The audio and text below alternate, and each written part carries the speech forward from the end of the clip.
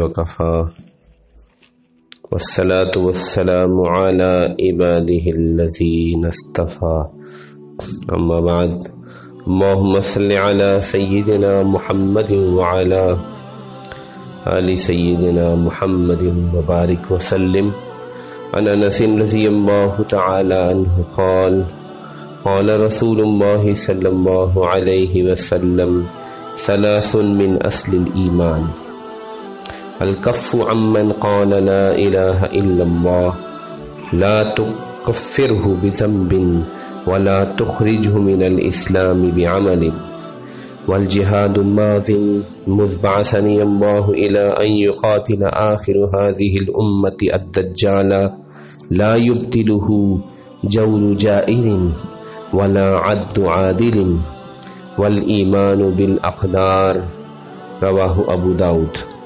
اللهم صل على سيدنا محمد وعلى آل سيدنا محمد وبارك وسلم۔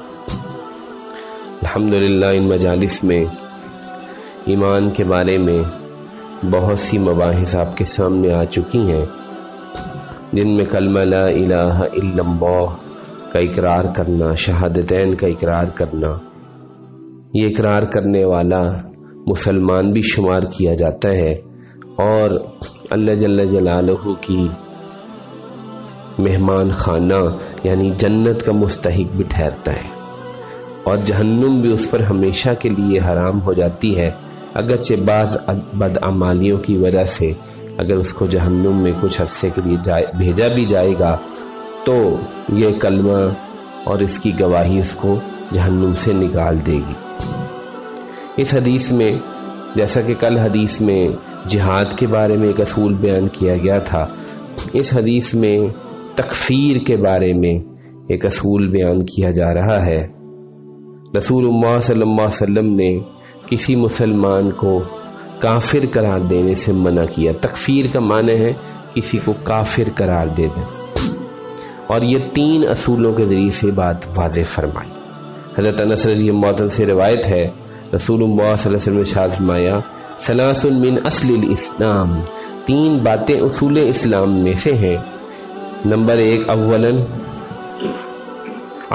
الکف عمن قال لا الہ الا اللہ لا تکفرہ بذنب ولا تخرجہ من الاسلام بعمل۔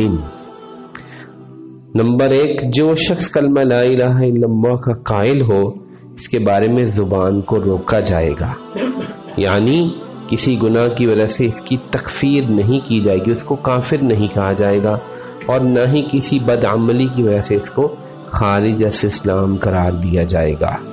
ثانیاً والجہاد ماض مذ بعثنی اللہ الی ان یقاتل آخر هذه الامة الدجال لا یبطلہ جور جائر ولا عدل عادل۔ جہاد ہے دوسری چیز، یہ اس وقت تک سے جاری ہے جب سے اللہ نے مجھے رسول بنا کے بھیجا، اور آخری زمانہ تک جاری رہے گا جب تک اس امت کا آخری طبقہ مجاہدین کا دجال سے جنگ کرے گا۔ مسلمانوں کے حکمران خواہ ظالم ہوں یا منصف، جہاد بہرحال جاری رہے گا۔ کسی ظالم حکومت کا ظلم اور کسی عادل حکمران کا عدل اس کو ختم نہیں کر سکے گا۔ والایمان بالاقدار، اور تیسری چیز اصول اسلام میں سے تقدیر پر ایمان لانا ہے۔ رسول پاک صلی اللہ علیہ وسلم نے یہ بات واضح کر دی کہ جس آدمی نے لا الہ الا اللہ کی گواہی دی، زبان کی اس بارے میں روک لی جائے گی، اور اس کو کسی عمل کی وجہ سے، بد عملی کی وجہ سے یہ خارج از اسلام قرار نہیں دیا جائے گا۔ اس کو تکفیر کہتے ہیں۔ رسول اللہ صلی اللہ علیہ وسلم کے زمانے میں ایمان کا معیار بہت بلند تھا، وہ لوگ لا الہ الا اللہ کہنے کا مطلب سمجھتے تھے کہ جو لا الہ الا اللہ کہہ رہا ہے وہ پورے کے پورے دین میں آئے گا اور ایک ایک چیز کو اختیار کرے گا۔ یہ بات وہاں پہ انڈرسٹوڈ تھی، اس کے لیے کوئی علیحدہ سے تقریر اور بیان کی ضرورت نہ ہوتی تھی. جو کلمہ پڑھتا تھا وہ سمجھ کے پڑھتا تھا کہ میں ایک پورا پیکج قبول کر رہا ہوں, مجھے پورے دین کو اختیار کرنا ہے. اور وہ لوگ اس پر اس قدر جمے ہوئے تھے کہ معمولی سی اس میں کوتاہی بھی برداشت نہیں کرتے تھے.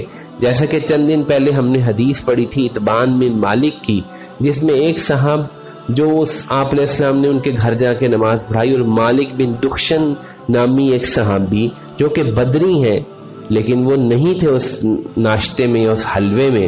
تو ایک نے کہہ دیا کہ وہ تو منافق ہے, وہ تو چونکہ منافقین سے دوستی رکھتا ہے اور وہ آج اس مجلس میں حاضر نہیں ہے, اس لیے وہ صحیح مسلمان نہیں ہے. تو آپ نے سمجھایا کہ نہیں, جس نے اخلاص کے ساتھ کلمہ پڑھا ہے اس کو یوں نہ کہا کرو. اس ماحول میں یہ حدیث ارشاد فرمائی گئی اور یہ بات کہہ دی گئی کہ دیکھو جس نے لا الہ الا اللہ دل سے پڑھا ہے, اگر وہ کسی بد عملی میں گرفتار ہو جائے, بڑے سے بڑا گناہ کر دے, جب تک کہ وہ خود کفر نہ کرے یا کفریہ اعمال میں سے کسی چیز کو اختیار نہ کرے, تمہیں اجازت نہیں کہ اس کو کافر کہہ دو. چنانچہ بڑا مشہور واقعہ, اذا ضربتم فی سبیل اللہ فتبینوا ولا تقولوا لمن القى الیکم السلام لست مؤمنا تبتغون عرض الحیات الدنیا. سورۃ النساء میں واقعہ آ چکا ہے.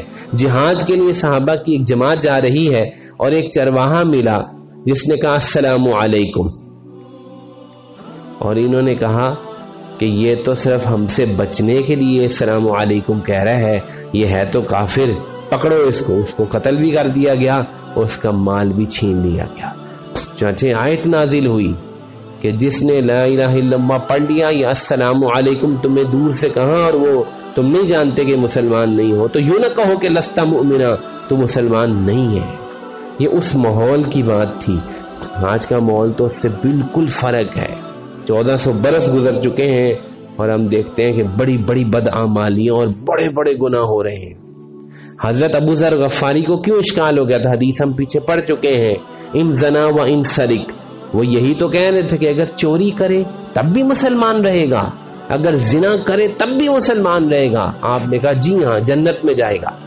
مطلب یہ تھا کہ یہ کافر نہیں ہو رہا چوری کرنے سے, یہ زنا کرنے سے کافر نہیں ہو جاتا. چنانچہ آپ علیہ الصلوۃ والسلام کی زبان فیض ترجمان جس کے اوپر جو ہے یہ علوم وارد ہوتے تھے اور اللہ تعالیٰ کا کلام جاری ہوتا تھا, بندہ حیران ہوتا ہے. کچھ عرصہ نہ گزرا, صرف حضرت علی کا دور آیا تو خوارج نمودار ہوئے, حضرت حسن بصری کا دور آیا تو معتزلہ نمودار ہوئی. یہ دو بڑے بڑے گروہ ہیں. کوئی مسلمان جو اسلامی تاریخ کا مطالعہ کرے وہ خوارج اور معتزلہ سے بے خبر نہیں ہو سکتا. یہ اور بات ہے کہ ہم بالکل اسلامی تاریخ نہیں پڑھتے, نہ ہم نے کبھی سیرت پڑھی, نہ ہم نے کبھی اسلامی تاریخ پڑھی, کیونکہ ہمارا یہ شاندار ماضی ہے. ہم اس سے واقف ہو جائیں گے تو ہماری آنکھیں نہ کھل جائیں گی. بتائیے نرسری سے لے کر ایم اے کے نصاب تک کوئی سیرت کی کتاب ہے؟ کوئی اسلامیات کے اندر کوئی سیرت پڑھائی جاتی ہے؟ نہیں. کوئی تاریخ پڑھائی جاتی ہے؟ خلفائے راشدین کی کوئی تعارف کرایا جاتا ہے؟ ہاں ہمیں اور بہت سارے لوگوں کا پتہ ہے لیکن یہ درخشاں باب ہم نہیں جانتے. بہرحال خوارج اور معتزلہ وہ لوگ تھے جنہوں نے یہ عقیدہ اختیار کیا کہ جو شخص کبیرہ گناہ کرے گا وہ کافر ہے, وہ کافر ہے, اس کا خون حلال ہے.